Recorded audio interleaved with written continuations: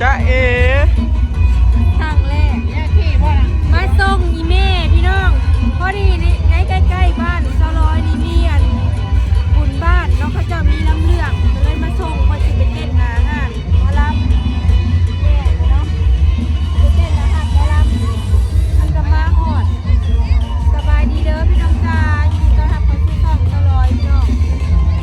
ปัจจิมาหาหมู่ทั้งหนาเนาะมาผู้เดียวนั่งเก๋ว่ะดีว่ะ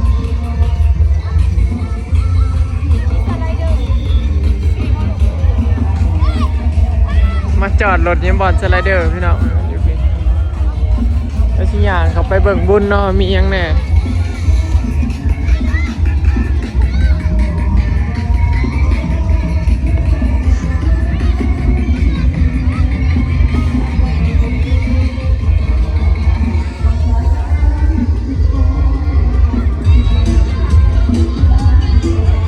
มาส่งป้าไว้เนาะเดี๋ยวจะเมื่อยแล้วละค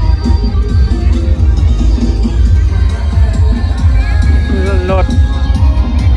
คล้องเล่นพี่น้องเด็กน้อยก็เจ้าเล่นโซนนี้เป็นโซนเครื่องเล่นเด็ก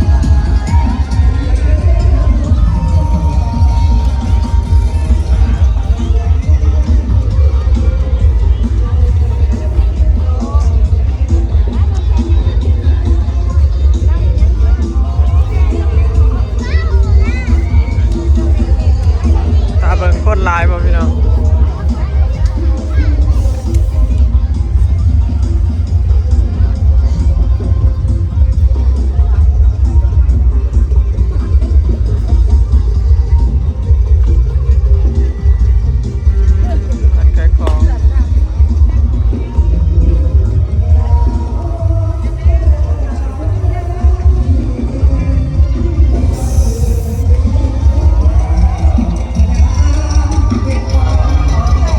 ทางนี้ก็เป็นหมอลำพี่น้อง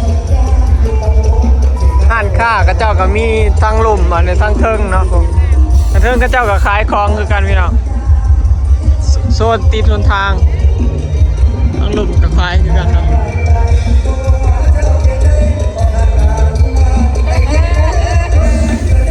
บ้าน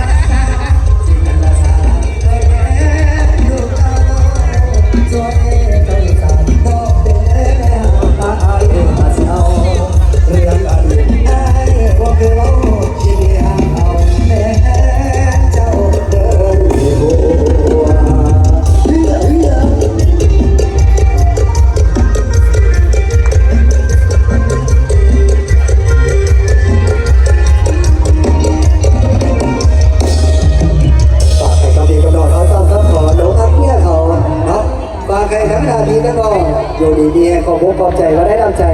พิเศษทั้งเดมาจากตั้งนาบ้านคณะ2 ทีหอยบวงเลยเราในบ้านหอยบวงเนาะเพื่อเป็นเกียรติกันหน่อยเนาะที่ได้กำลังจิตกำลังเสียวออกมามวนหน้าเวที เอาพ่อได้ไหม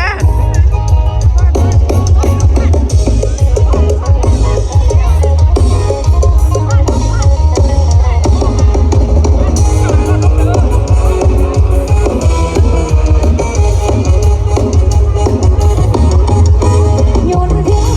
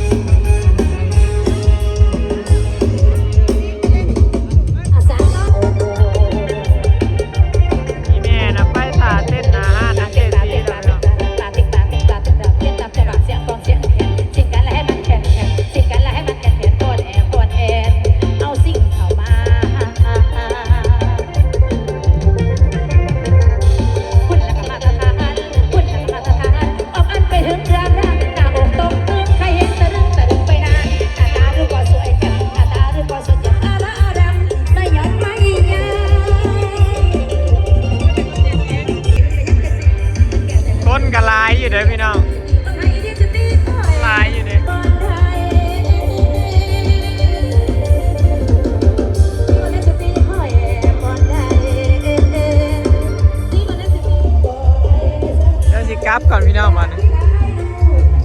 มาส่งอีเมลซื่อๆดอก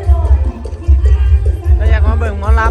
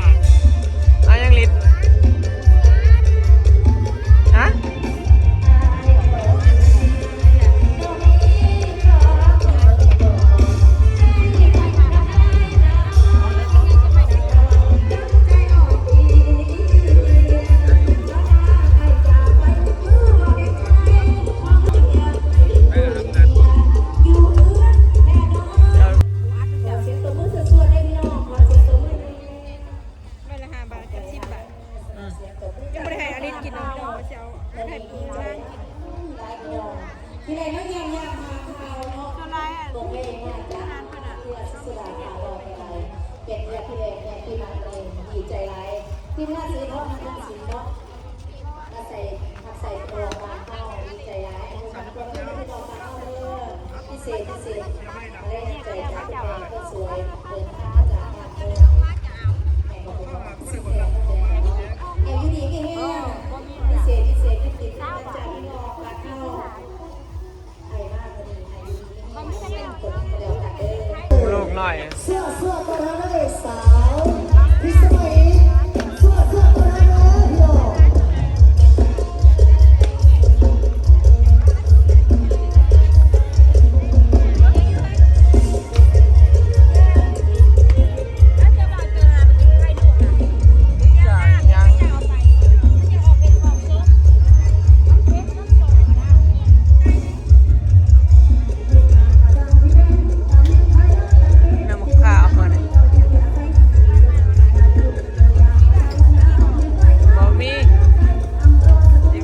กินก็มีแต่น้ำโขงบางร้านก็ยกมือแกแดอยู่อันยกมือ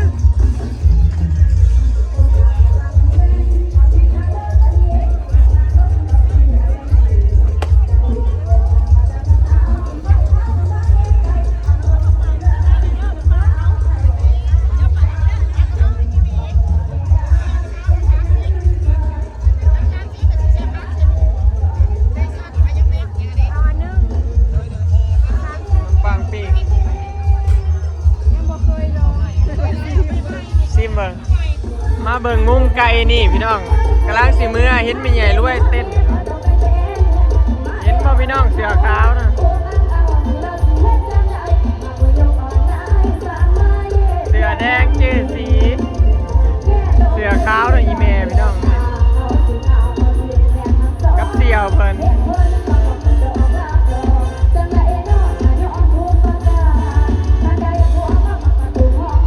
มีหน้าเวทีอยู่ไซมีหน้าเวทีหันหมอลำซิ่งหมอลำเรื่องอยู่ไซพ่อยายรวยอยู่หันพี่น้อง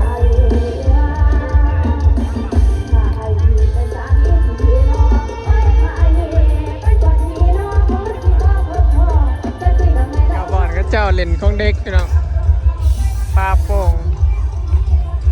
สุดแล้วพี่น้องฮอดแต่ซ้ำนี่ละห้านค้าเขาเจ้าเนาะอันนี้ตั้งเทิงข้างถนน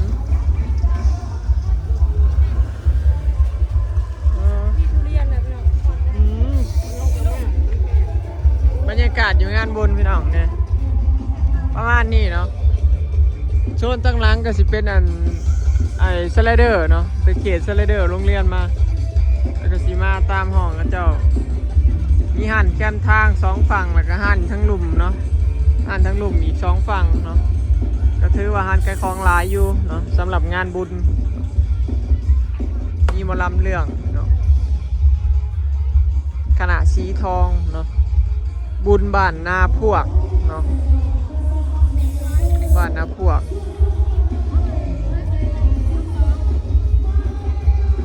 แม่มาซื้อปักไม้ให้อลิศ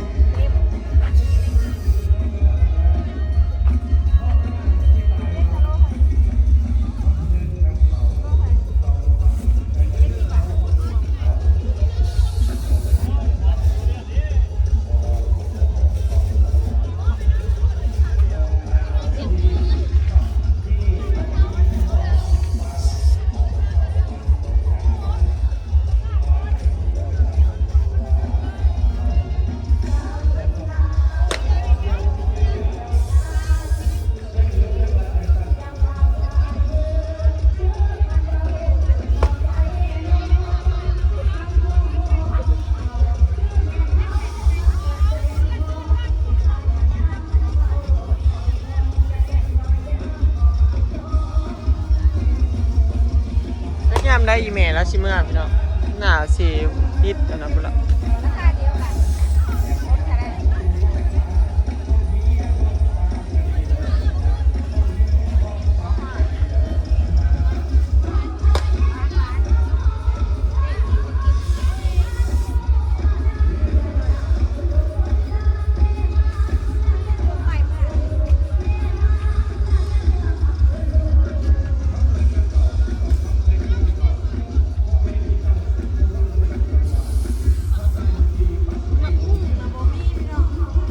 มันหายาก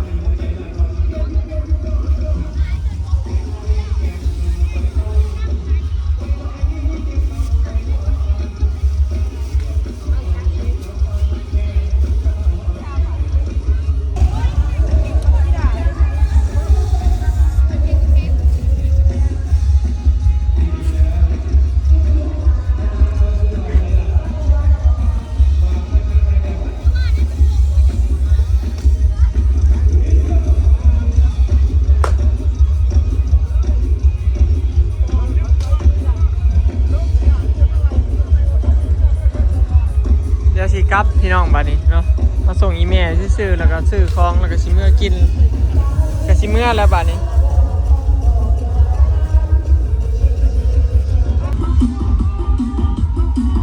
เมื่อละจ้าบัดนี้